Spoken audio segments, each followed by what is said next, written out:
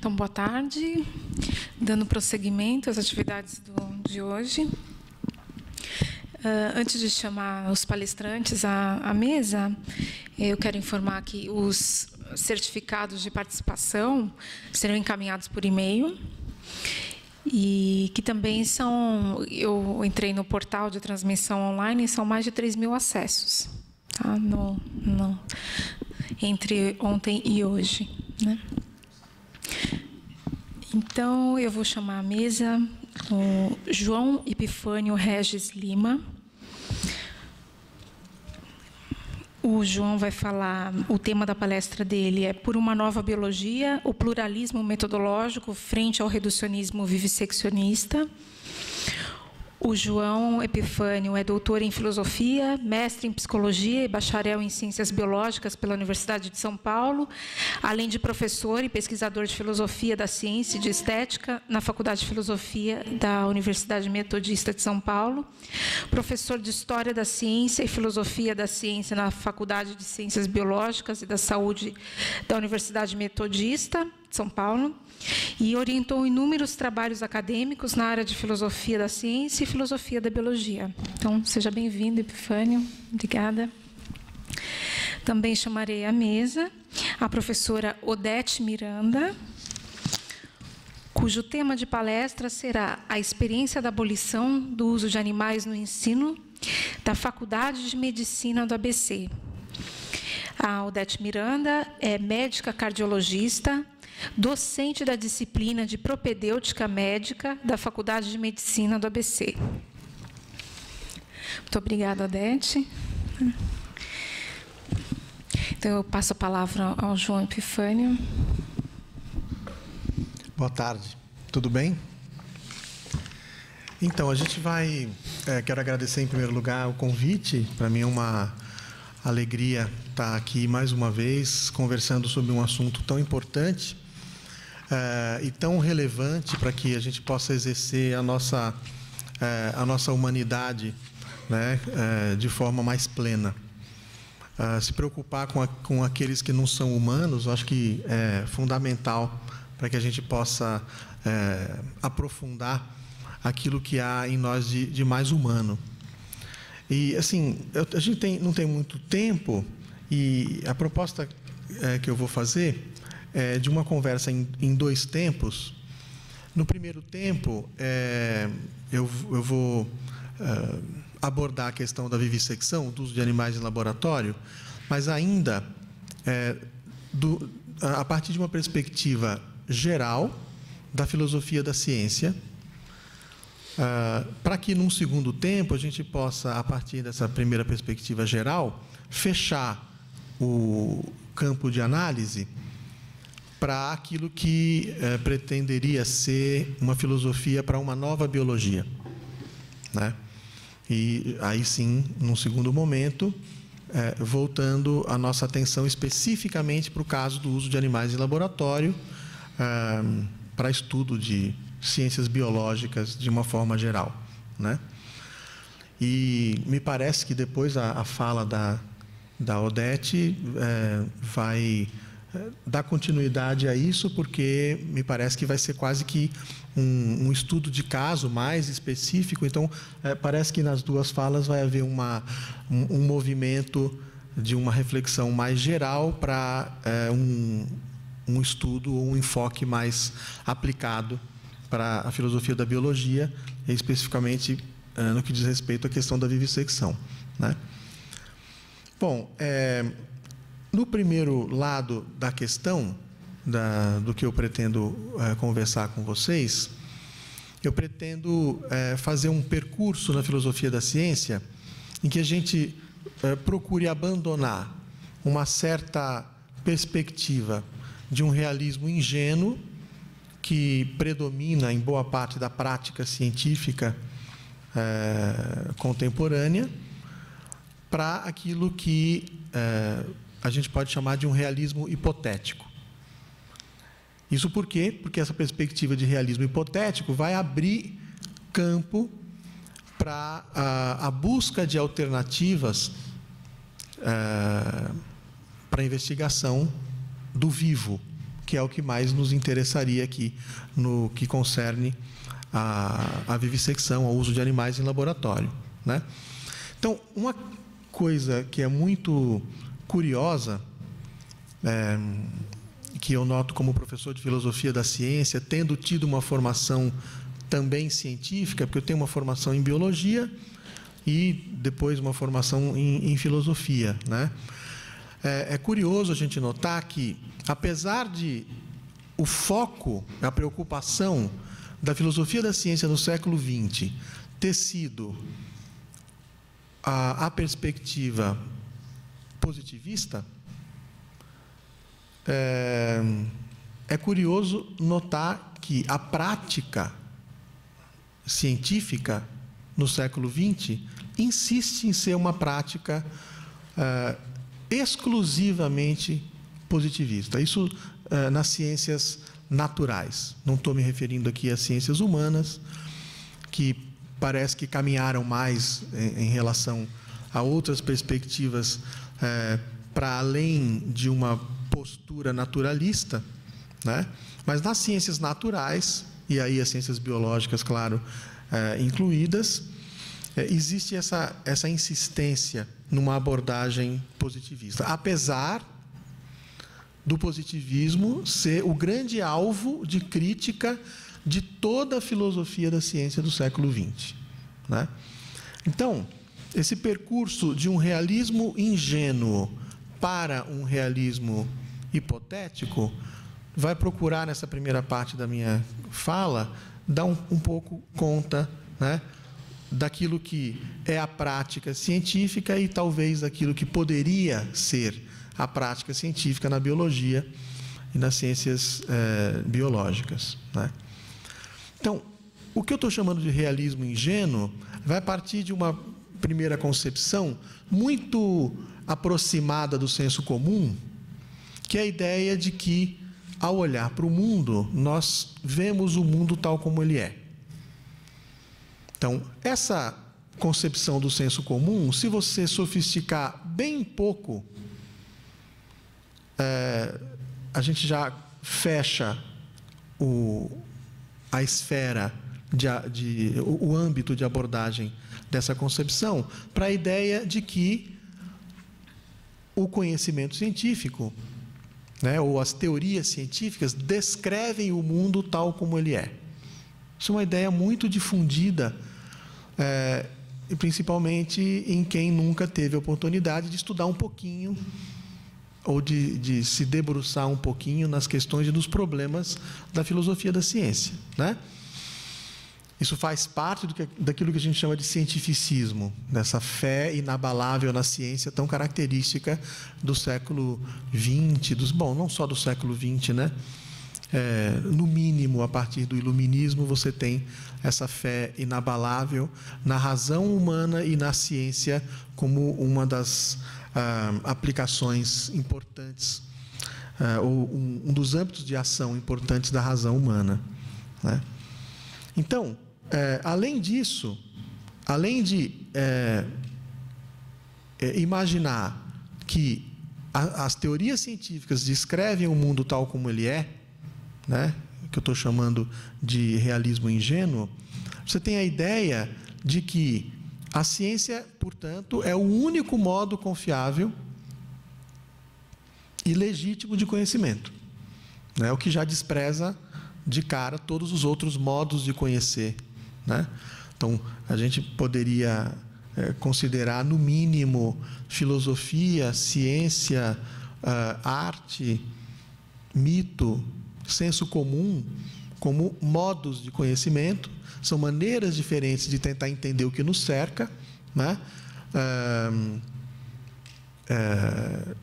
Nenhum desses modos é, portanto, melhor nem pior do que o outro, mas, como eu disse há pouco, nós vivemos uma época em que o cientificismo impera, essa fé inabalável na ciência como sendo o modo de conhecimento por excelência, né?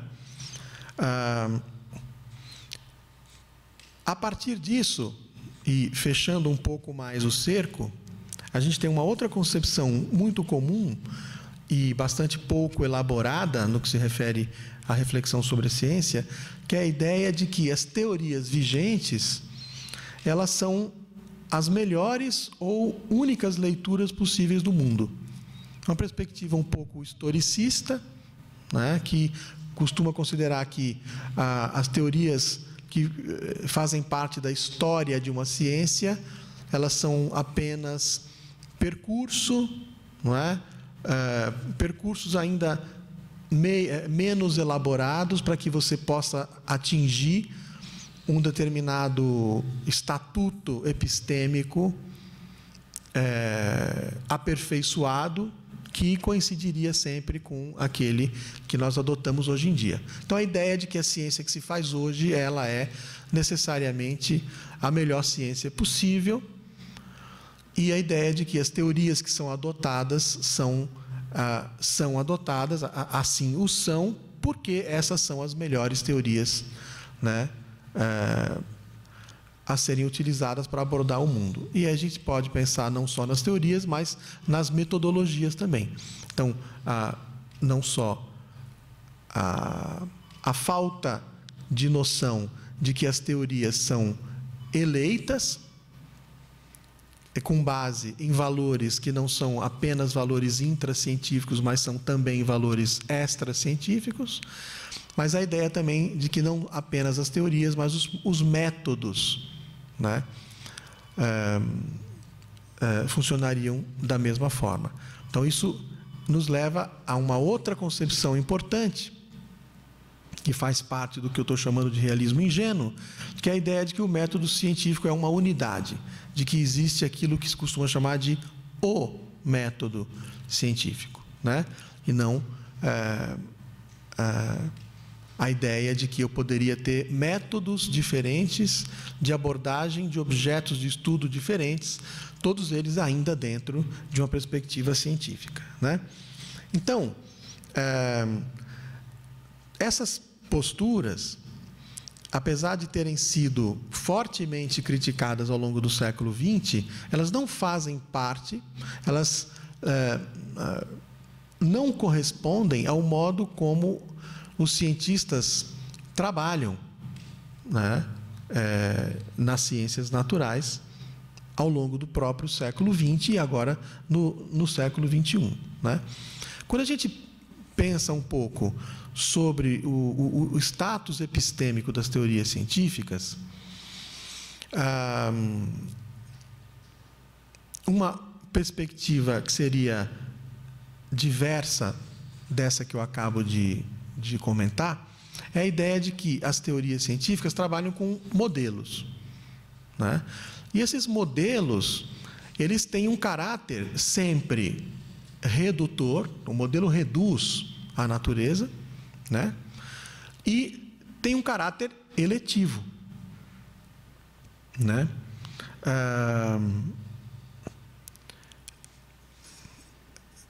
Essa perspectiva de eleição de conceitos teóricos, de teorias e de metodologias, ela pode partir de uma concepção internalista, que considera que apenas valores epistêmicos científicos internos seriam relevantes para essas escolhas, ou uma perspectiva externalista, que abre a possibilidade da participação de valores extracientíficos na construção de teorias científicas, não é? Então, o que seria um valor epistêmico intracientífico? A ideia de que a capacidade explicativa de uma teoria, por exemplo, né? O conteúdo empírico de uma teoria, quer dizer, o quanto a teoria consegue prever ou corresponder àquilo que se observa no mundo, né? A coerência interna entre diversas teorias, são valores epistêmicos intracientíficos tradicionais. Para alguns filósofos da ciência, a ciência funciona assim, internamente. Para Popper, por exemplo, a ciência ela só seria convencional no que diz respeito ao estabelecimento de objetivos da ciência e de métodos, mas quando se trata de abordar as teorias científicas, o trabalho do cientista sempre é um trabalho fechado entre quatro paredes, de modo que apenas os valores intracientíficos estariam em vigor, né? Vocês sabem que há outras perspectivas na filosofia da ciência, chamadas externalistas. Por exemplo, a mais conhecida talvez seja a do Thomas Kuhn, né? Na estrutura das revoluções científicas. Você sabe que a comunidade científica para Kuhn, ela, enquanto núcleo epistêmico, é quem define os rumos da ciência, né? Só que essa comunidade científica, ela não é uma comunidade composta por um monte de doutores Spock. Doutor Spock é uma figura de ficção, né? Essa idealização, esse ideal de sábio dentro do âmbito da ciência, né? Que descreve um cientista que trabalharia única e exclusivamente com valores epistêmicos internos à ciência e que não teria absolutamente nenhum vínculo com outros valores externos, né? Quer dizer, é uma idealização da figura do cientista que muitas vezes está presente na prática que a gente vê por aí, né? E que não leva em consideração que outros valores, sejam eles religiosos, estéticos, políticos, econômicos, fazem parte dos critérios que vão ser utilizados pela comunidade científica, dentro da teoria do Thomas Kuhn, né, para fazer as escolhas aí dos rumos que a ciência deverá seguir, né? Então, existem outras perspectivas que não são internalistas e que acabam abrindo a influência que a ciência tem, né, ou recebe de outras instâncias extracientíficas na construção do seu conhecimento, né? Trabalhar dessa forma já seria um passo na direção, ou um passo para longe daquilo que eu estou chamando de realismo ingênuo, né? Entender que as teorias trabalham com modelos e que esses modelos apenas procuram, de modo instrumental, explicar fenômenos e não descrever o mundo tal como ele é, seria um outro passo fundamental para que a gente possa se afastar do realismo ingênuo, né, e caminhar na direção de um realismo hipotético que abre a possibilidade a um pluralismo metodológico e a busca de alternativas para todos os âmbitos da ciência, para todos os ramos da ciência, né? Entender que as teorias e os métodos são eleitos historicamente, né? E que não estão aí porque são necessariamente as melhores formas de explicar um fenômeno, mas que há uma série de determinantes históricos, políticos, etc., né, na escolha dessas teorias e desses métodos, também seria mais um passo possível que nos afasta de um realismo ingênuo e nos aproxima de uma perspectiva mais pluralista, né? É importante o que eu mencionei agora há pouco, a distinção entre explicar e provar ou demonstrar, porque uma outra concepção ingênua sobre ciência é a ideia de que a ciência prova, demonstra, e por provar aqui eu estou entendendo demonstrar de forma definitiva alguma coisa, né? Só de você trazer para a mesa a questão da regressão infinita de justificativas já poria por terra essa perspectiva, né? A ideia de que você, ao trazer o porquê, ou buscar o porquê de uma coisa, é levado a buscar o porquê desse porquê, e a partir daí o porquê, e assim por diante, né? Quer dizer, buscar a causa da causa, da causa, da causa, essa regressão infinita de perspectivas, que já é uma questão levantada por Aristóteles. Por isso que Aristóteles dizia que os princípios da ciência têm que ser indemonstráveis, porque, de outro modo, eu não consigo interromper a regressão infinita de justificativas. Eu vou acabar caindo na busca da causa, da causa, da causa, da causa, da causa, do porquê, do porquê, do porquê, do porquê, do porquê, do porquê, né? Então, essa ideia de que a ciência demonstra definitivamente alguma coisa é uma perspectiva ingênua, que está dentro daquilo que eu estou chamando de realismo ingênuo. O que os modelos científicos fazem, na realidade, é explicar fenômenos, tá certo? Agora, explicar um fenômeno é muito diferente de determinar que aquilo é o que de fato está acontecendo no mundo. São coisas muito diferentes, né? Eu posso produzir virtualmente infinitas explicações para um mesmo fenômeno, né? Que a gente chama de subdeterminação dos dados empíricos pelas teorias. As teorias subdeterminam os dados, ou seja, é sempre possível inventar, a palavra é essa, as teorias são invenções, são construções mentais.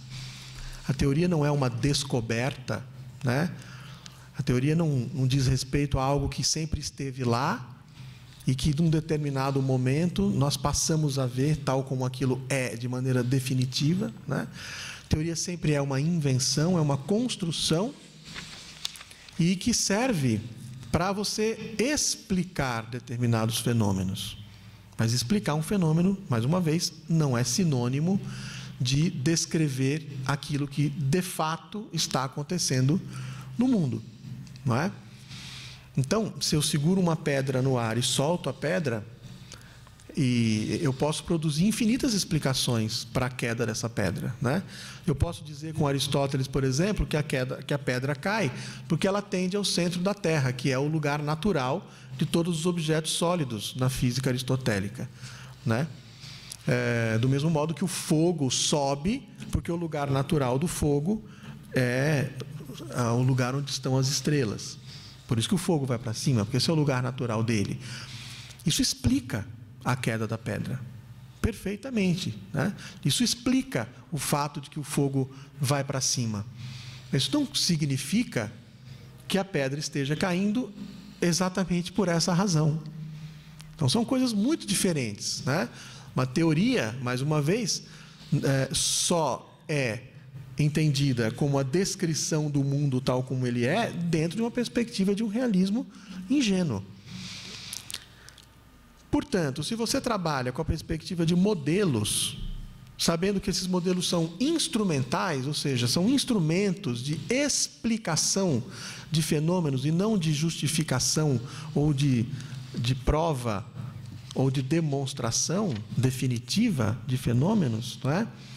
Então, isso nos convida imediatamente a um pluralismo teórico. Diferente, já que eu citei o Kuhn, né? Diferente daquilo que o Kuhn narra como comportamento da comunidade científica na ciência normal, que seria trabalhar no sentido de manter um paradigma, de limpar o paradigma, elaborar o paradigma, e de só trocar de paradigma em momentos de crise, quando o número de anomalias passa a ser insuportável, né? Diferente dessa perspectiva, já como apontava o próprio Popper e o Lakatos, né? Por que esperar a crise para propor novas teorias, né? Para Popper, a ciência vive em constante revolução. Para Kuhn, eu tenho aquele período de paz na ciência normal, que vira crise quando o número de anomalias fica insuportável. Para Popper, como o trabalho do cientista é o de buscar falsear teorias, ele está o tempo todo, né, tentando derrubar teorias e não manter teorias. Então, eu tenho ali uma perspectiva de uma constante revolução na ciência, né? O Lakatos vai dizer, nessa perspectiva, que, portanto, eu não devo ficar esperando as anomalias chegarem ou a crise chegar para propor novas teorias, não é? Então, o Lakatos, que é um pós-popperiano, propõe esse pluralismo teórico. É um passo para longe do realismo ingênuo, mas ainda insuficiente. Por quê? Porque esse pluralismo teórico que o Lakatos e que o Popper propõem, eles ainda trabalham dentro do que a gente chama de condição de consistência das teorias. Então, as várias teorias que eu propuser nessa perspectiva, né, são várias teorias que devem ser, entre elas, coerentes, consistentes. Então, essa condição de coerência, essa condição de consistência é uma exigência para a série teórica a qual o Lakatos se refere, não é? Então, já andamos, porque, afinal de contas, abrimos a perspectiva para uma postura científica que trabalha com muitas possibilidades teóricas, não é? Mas ainda ficamos amarrados e presos a uma perspectiva coerentista ainda, não é? Presa a uma condição de consistência. É nesse ponto que o Paul Feyerabend, no texto famoso dele chamado Contra o Método, não é? E quando propõe muitas vezes mal compreendida ou muitas vezes mal compreendido anarquismo epistemológico, né? Ele rompe com essas condições de consistência e de coerência. Quando ele diz que, ao propor novas teorias, eu não tenho que me preocupar com o fato da nova teoria ser consistente ou coerente com a anterior, porque isso limita muito as minhas possibilidades heurísticas, as minhas possibilidades de investigação e de interpretação. Isso fecha o leque de possibilidades, né, teóricas. Então, o Feyerabend vai propor que essas novas teorias, elas podem também ser completamente incoerentes e inconsistentes com as anteriores, né? Funcionaria mais ou menos como aquilo que a gente chama de brainstorming. Quando a gente faz um brainstorming, a gente funciona assim, trabalha assim, não é? Você traz a primeira coisa que vem à sua mente, independentemente, sem se preocupar com a coerência daquilo, se aquilo faz sentido ou não. Aí, de repente, aparece alguma coisa e fala, opa, espera aí, eu não tinha pensado nisso. E talvez você jamais tivesse pensado naquilo se você não tivesse trabalhado de maneira tão solta, tão livre, ou pelo menos, né, de forma despreocupada com a condição de coerência, com a condição de consistência.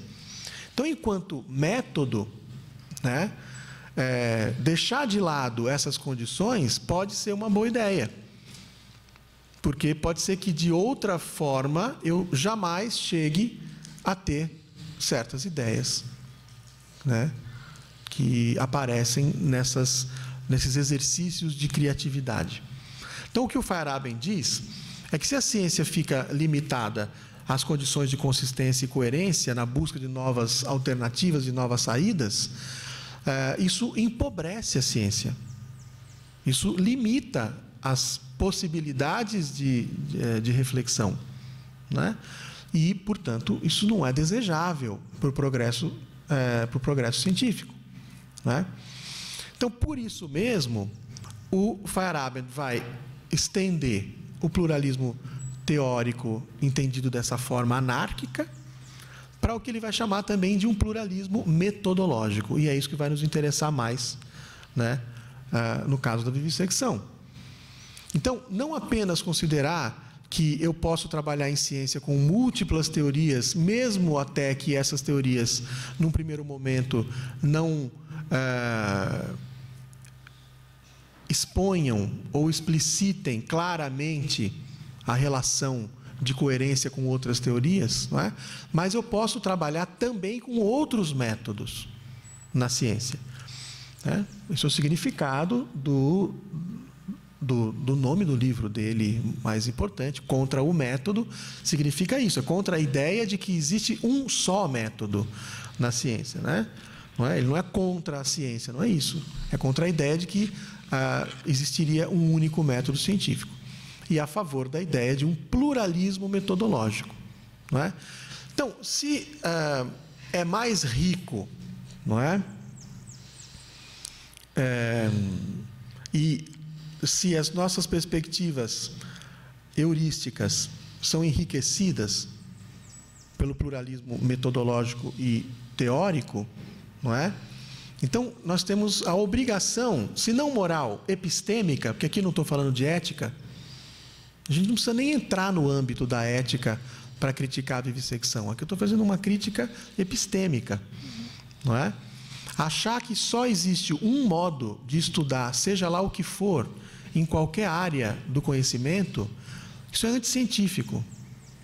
Isso é de um empobrecimento de alma fora do comum, não é?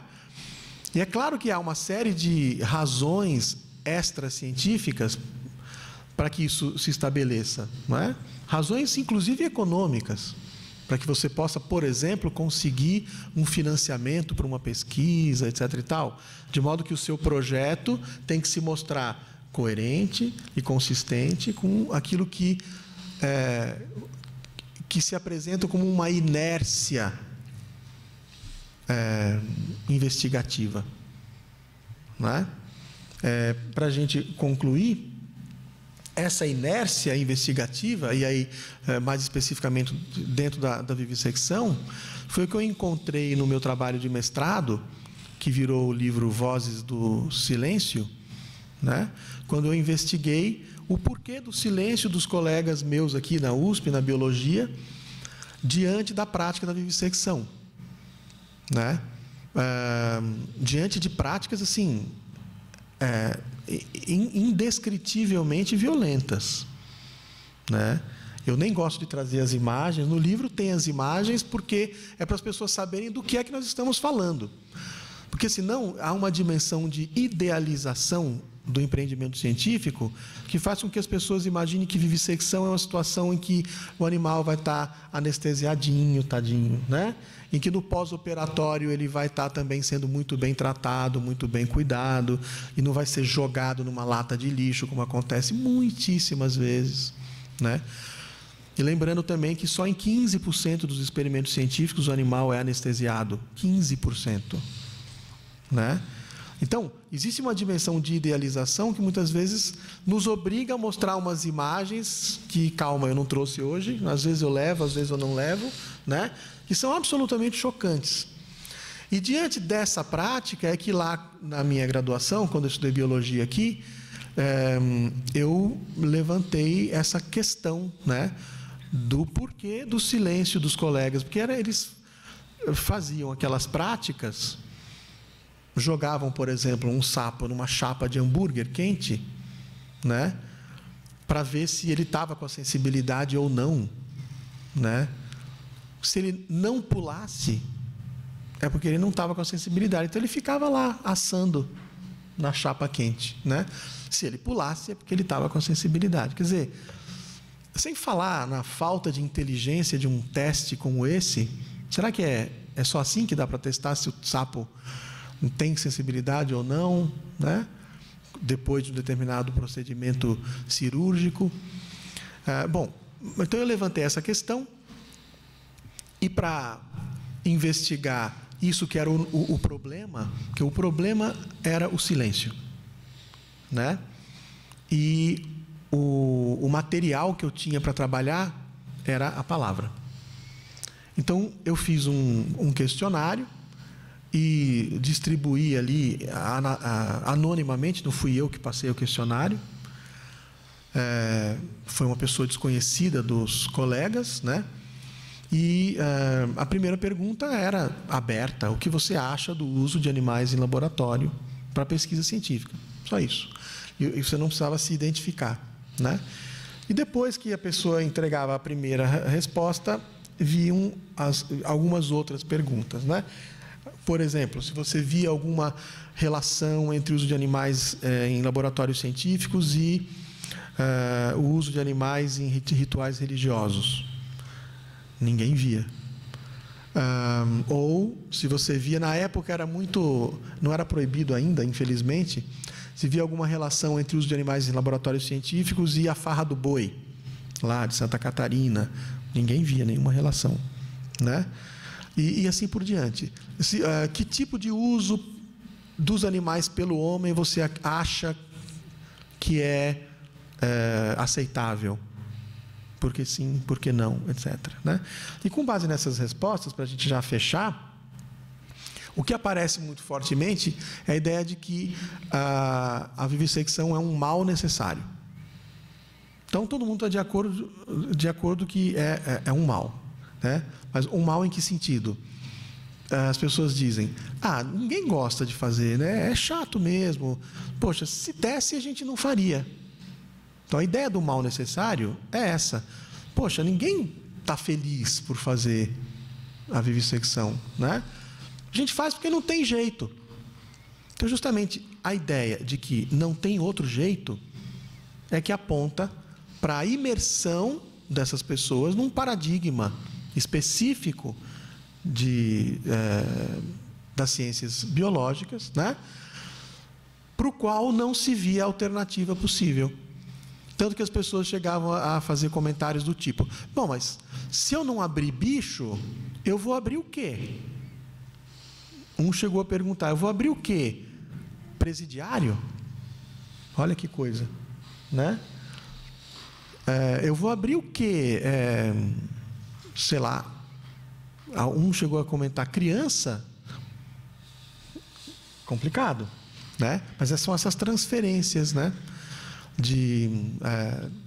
Hierárquicas que muitas vezes a gente faz, estabelecendo uma certa hierarquia de valor e de poder, né?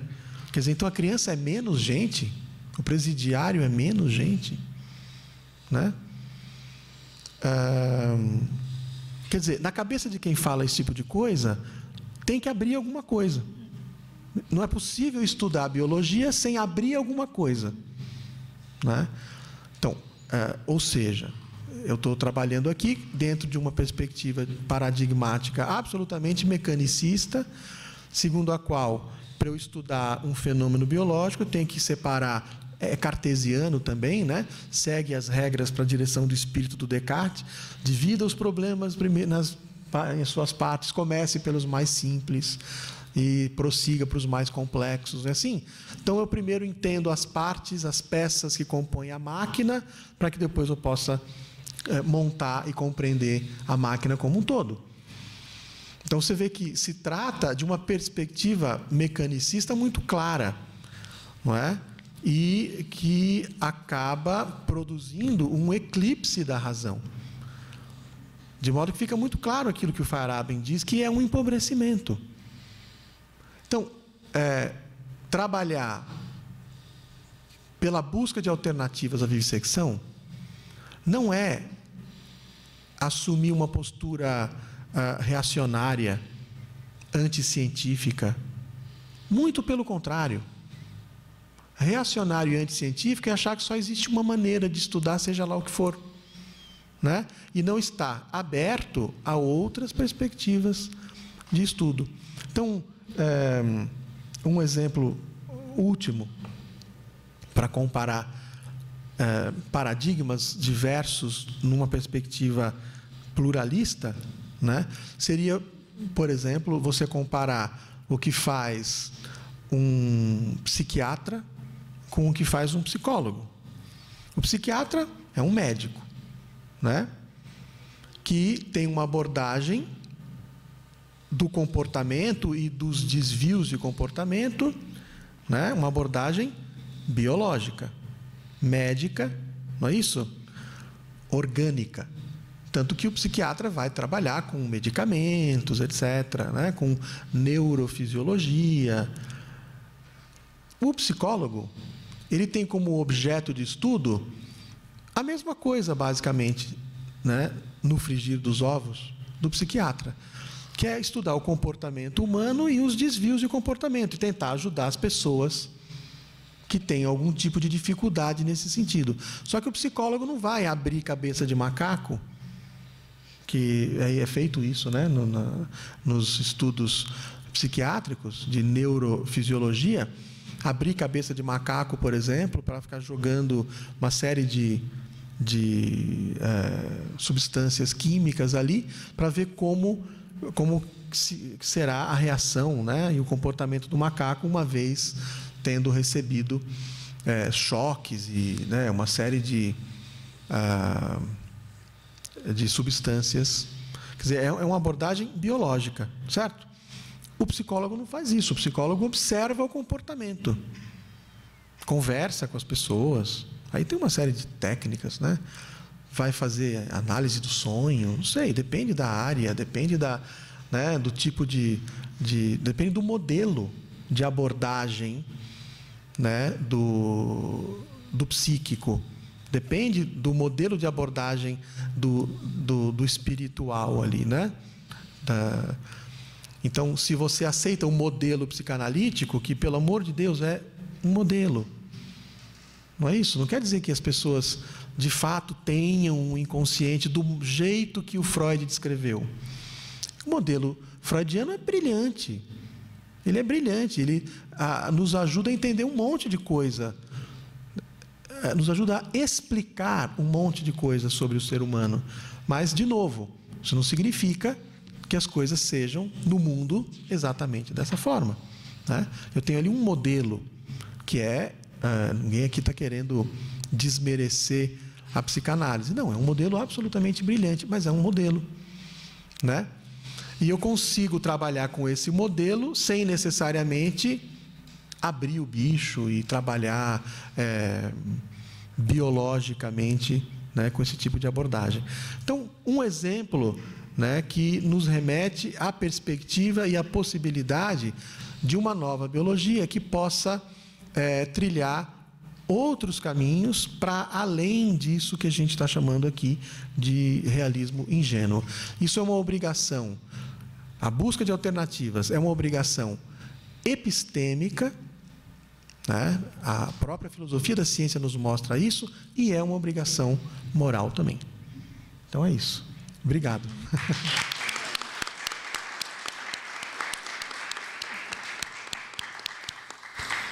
Obrigada, João. Então, eu passo a palavra à professora Odete Miranda.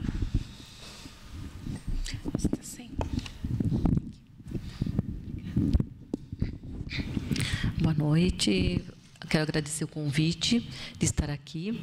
E eu vou estar falando, eu acho que vou pedir para você um auxílio. Não, já encontrei aqui o local.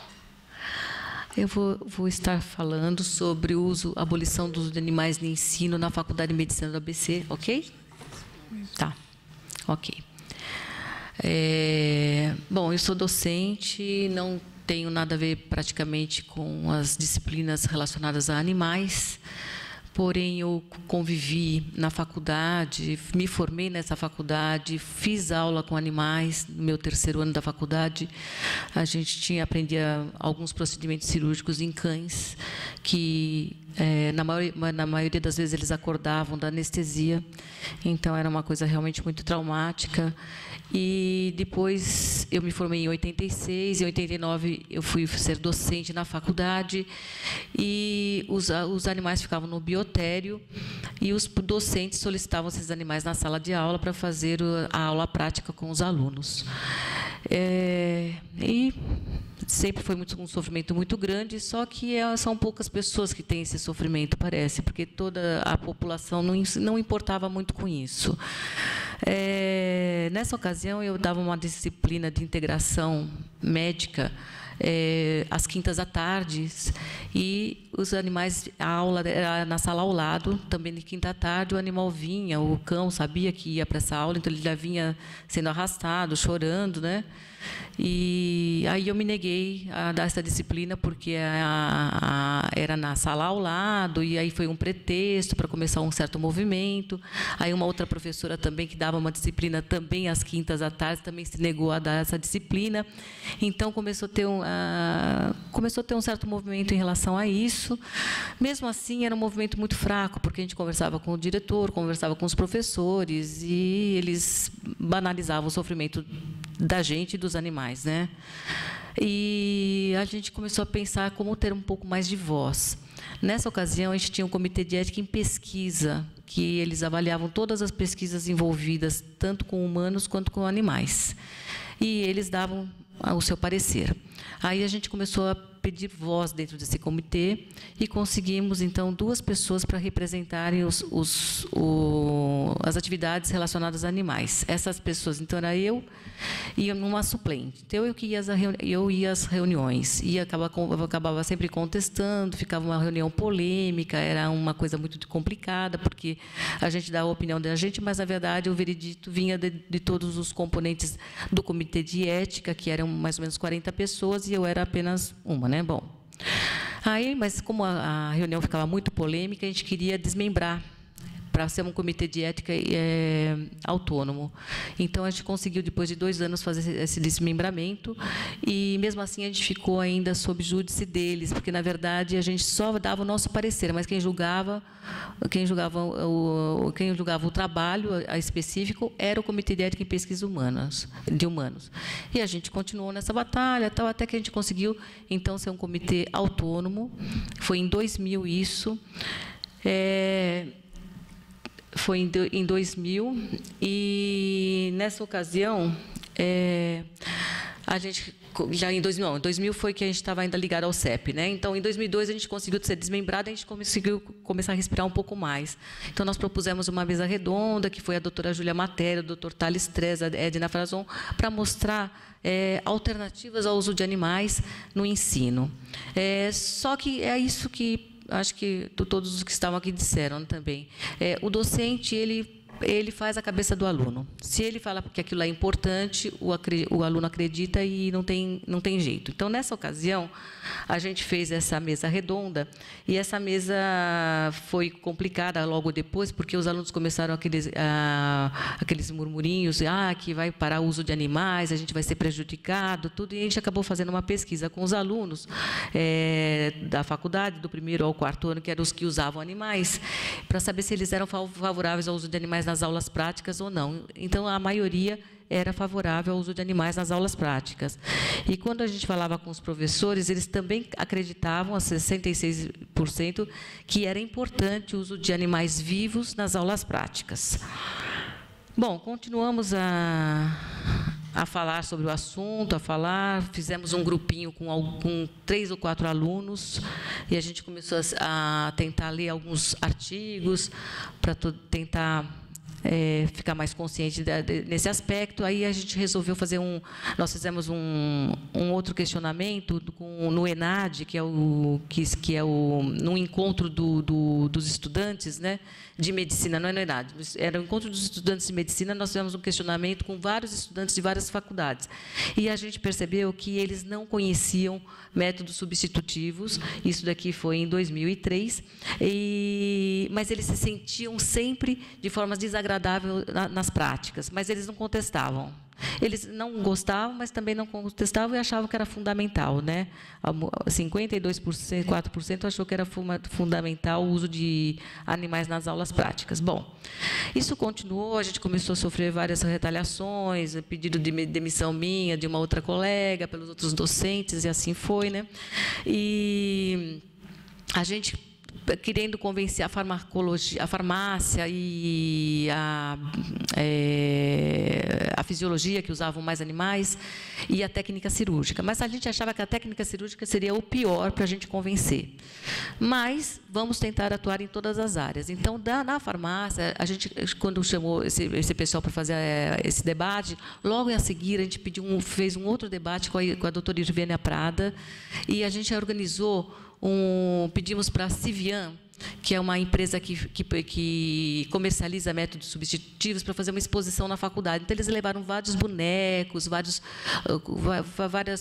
cães. A gente não tem veterinária lá, mas eles levaram cães, levaram vários procedimentos de otorrino, várias coisas. Levaram e ficou exposto nesse local.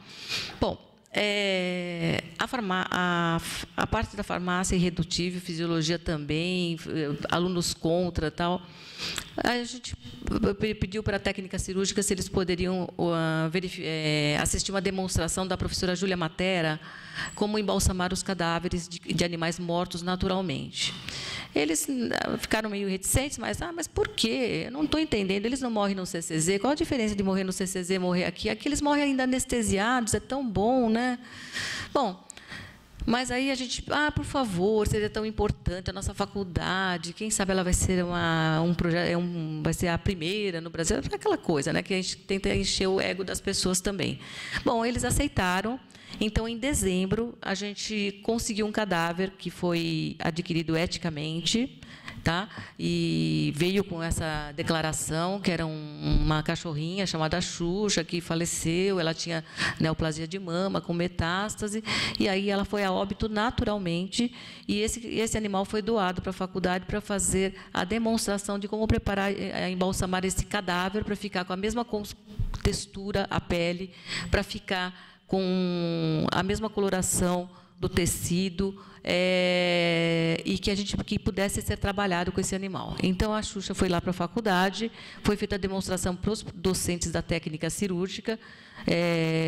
Aqui são vários procedimentos, pegando jugular, carótidas, né, para poder fazer o embalsamamento dessa cachorrinha.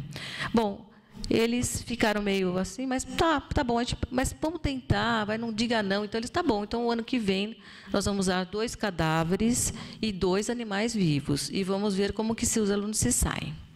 Bom, aí deu certo, né? O cadáver não estava com cheiro, estava tudo bem, e a gente, claro, que não só deu certo, como a gente ficava toda hora encontrando, tudo bem, como está indo, né?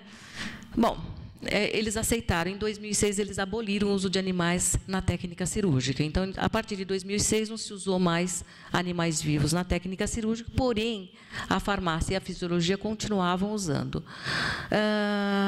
Nessa ocasião,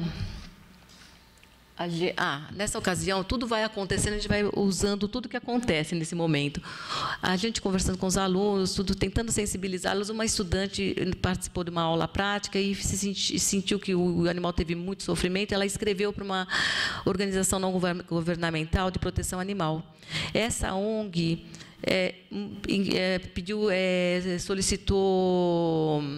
solicitou que a faculdade se colocasse, e queria saber várias coisas, como de onde tinham adquirido os cadáveres, como eles eram tratados, o que era utilizado nas aulas, quais aulas eram dadas, etc. E, nessa ocasião que estava já acontecendo tudo isso, o diretor ficou um pouco preocupado e veio falar comigo se eu que tinha ido lá na ONG, né, nem conhecia a ONG, foi ótimo, depois eu passei a conhecer, claro. Aí, não sei de nada. Ele falou, não é possível, porque tivemos essa abordagem e tal. Tá bom. Nesse mesmo tempo, eu comecei a preparar um dossiê com todos os métodos substitutivos. Então, foi um dossiê que acabou ficando em 300 e tantas páginas. A gente colocou todos os métodos substitutivos nesse dossiê, com os valores, e a gente colocou as aulas que eram dadas com perna de rã, com coelho, com cachorro, e como poderia ser substituído. E muitos desses métodos eram gratuitos, a gente conseguia pegar para a internet. E, nesse mesmo momento, a Interniche nos emprestou vários CDs, e a gente acabou disponibilizando para os docentes da farmacologia e da fisiologia para eles experimentarem. E a resposta deles foi que era insuficiente, que era um nível muito inferior do que eles davam, não servia. Tá? Servia para os Estados Unidos, para o Canadá, mas não para o Brasil, né? Bom, tudo bem. Aí não servia, ficaram lá os CDs, tal, a gente encaminhou esse dossiê. Nesse dossiê, eu peguei eu pedi para 4 alunos darem os depoimentos, e eles anonimamente, e eu digitei todo o depoimento deles, contando passo a passo o que acontecia nas aulas, tá? Que o rato acordava, saía com a barriguinha aberta, saindo o intestino para fora. Os alunos começavam, alguns choravam, ficavam desesperados, e o professor falava, que besteira, que bobagem. Olha, ele está usando todos os seus músculos para poder tentar sobreviver. Então, era isso, né? Então, a gente acabou colocando esse depoimento de alunos. Eu peguei alguns depoimentos de professores, alguns depoimentos, quer dizer, 2 de professores, colocamos lá. e mandamos a legislação, tudo mandamos para o diretor e ficamos falando que a faculdade poderia ser punida, etc. Ele encaminhou para o jurídico. Nessa hora que ele encaminhou para o jurídico, a gente foi lá no jurídico, encaminhei o filme Não Matarás para a advogada, falei, olha, a gente podia ser melhor aqui dentro, a gente tem condições, não sei o quê. Bom, aí a advogada avaliou direitinho, tá? E deu o parecer dela, né? Que como existiam métodos substitutivos, realmente a faculdade poderia sofrer alguma sanção e que, ao ver dela, deveríamos abolir o uso de animais. Então, frente a isso, foi então baixada a portaria 32/2007, onde foi proibido o uso de animais em qualquer área da graduação. Então, a partir de então, foi, é claro, uma revolta, uma comoção, etc. Os alunos, como que eu vou aprender? Eu não vou mais conseguir. E aí foi aquela confusão, mas nessa situação o diretor começou a ser muito pressionado. Então, na hora que ele começou a ser muito pressionado, a gente começou a se preocupar que ele ia voltar atrás, a gente conseguiu uma condecoração para ele na Câmara dos Vereadores, para ele e para a vice-diretora, e eles receberam o título de medalha Anchieta e de cidadã paulistana, e fizeram um discurso que, por cima do cadáver dele, jamais iria voltar atrás. E, com essa história, a coisa acabou fixando, né? Fixando não usar os animais. Tá? Aí começou, nessa continuidade, então, 2007 para cá, não usa-se mais animais, e aí os alunos vai cair o nível, porque eles vão ter dificuldade de aprender, porque isso daí não é possível, isso é uma mentira, Harvard usa animais no ensino e tal. Bom, chegou o primeiro ENAD, com a primeira turma que se formou sem usar animais. Tirou nota 5, prova nota máxima. Então, a faculdade é uma das melhores faculdades do país, em termos de particulares, né? E tirou a nota máxima em 5, então não tem, quer dizer, não tem a ver o animal ou o não animal.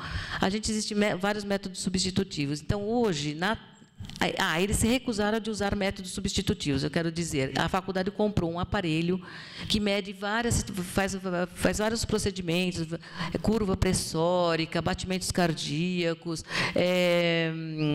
consegue verificar eletrocardiograma, mas eles disseram que não serve também. Eles pagaram $30 mil, a faculdade pagou, que foi um dinheiro do ProSaúde, e está lá encostado, porque eles disseram que não dá, então eles dão um estudo de casos, e na fisiologia eles pegam os próprios alunos para fazer os próximos procedimentos. Então, eles correm, põem o frequenciômetro, daí eles fazem variabilidade do eletrocardiograma e explicam como que funciona o sistema simpático ou não em relação àquilo. Então, eles fazem esse tipo de coisa. Bom, para eu vir falar aqui sobre isso, eu acabei fazendo contato novamente com esses professores, né, para saber como que estava. Então, a técnica cirúrgica disse, teve um escorregamento aí na técnica cirúrgica, porque, de repente, começou a aparecer porco. Aí um aluno veio falar, como? Está tendo porco agora. Aí eu fui até o setor de compras, queria saber onde foi comprar os porcos, quantos pagavam, os porcos, era R$300 cada porco, etc. Aí fui falar com a veterinária, porque o porco vem todos limpinhos, vem todos bonitinhos, com o mesmo peso. Eu falei, não, mas não é essa a proposta da faculdade. Se você está querendo que seja uma faculdade ética, você não pode pôr o porco, mesmo que venha do frigorífico. Ele foi morto cruelmente. Ele não deveria ter sido morto, não foi morte natural, alguém matou. A nossa proposta é que sejam animais como os humanos. Os cadáveres humanos não vão para lá para serem estudados, assim, então os animais também. Eles morreram naturalmente por algum motivo, que não foi pela mão do homem, então eles vão para lá. Bom, aí nisso ficou uma confusão, fui falar com o diretor, falei que eu ia chamar um jornal para falar que a faculdade não é mais a primeira faculdade do país que deixou de usar animais. E aí foi a outra minha colega também, que sou eu e a Registila Beltrame, que batalha também, a Nédia Alage. Fomos todas falar com o diretor, olha, nós vamos ter que mudar isso daqui, nós não vamos aceitar mais para fazer palestra em qualquer lugar, porque a gente não é mais uma faculdade ética nesse sentido. Pronto, tudo bem, voltou, são os cachorros. Voltaram os cachorros, que a gente tem uma parceria com um hospital veterinário, E esse hospital que fornece os cadáveres dos animais, sendo que o tutor faz um relatório que consente, tá? E aí eu fui conversar com os alunos também, para saber como estava todo esse trâmite, e aí muitos alunos disseram para mim, olha, nossa, o professor contou para a gente que antigamente se fazia com cachorro, o próprio que fazia com cachorro. Nossa, professora, se eu tivesse entrado naquela época na faculdade, eu não ia conseguir, né? Então, a gente percebe como mudam, né? Porque os alunos queriam os animais, porque eles seguem a cabeça dos docentes. E agora que eles não usam mais animais, e eles usam os animais mortos, mesmo assim, alguns ficam chocados porque o animal está morto, que é um cachorro que ele correlaciona com o animal da casa dele. Então, às vezes, fica chocado também. Então, eu peço até para os professores da técnica cirúrgica darem, sempre na primeira aula, dizerem que são animais que foram mortos, que morreram e que estão sendo utilizados os corpos dele para estudo, etc. Tem como fazer sem animais mortos? Tem. Eu vejo que no ensino não tem nem a menor necessidade de uso de animais, porque é uma informação conhecida que você quer passar para o aluno. Você tem outras formas para passar, teoricamente, em campo, mas não precisa. Eu acho que, na hora que você começa a usar animais, você dessensibiliza esse aluno, e eu acho que é isso que está. A nossa sociedade é uma sociedade já bastante dessensibilizada, nada humana, só pensa nela, egoísmo puro. E aí, eu acho que é um momento, dentro da faculdade, principalmente de medicina, que você foi lá para cuidar do outro, que você tem que sensibilizar esse aluno. Esse aluno tem que sofrer junto com o paciente, tem que fazer o melhor por ele, e não se dessensibilizar com o animal que está lá, que é o que, quer queira ou não, ele representa o paciente dele. Bom, eu acho... Eu não sei, a gente nunca sabe, né? Mas assim, eu tenho alguns... eu dou uma disciplina também para o terceiro ano, que é o atendimento clínico, né? Eu sinto eles um pouco mais comprometidos, mas isso ainda é cedo para dizer, né? É isso, gente. Tá? Obrigada.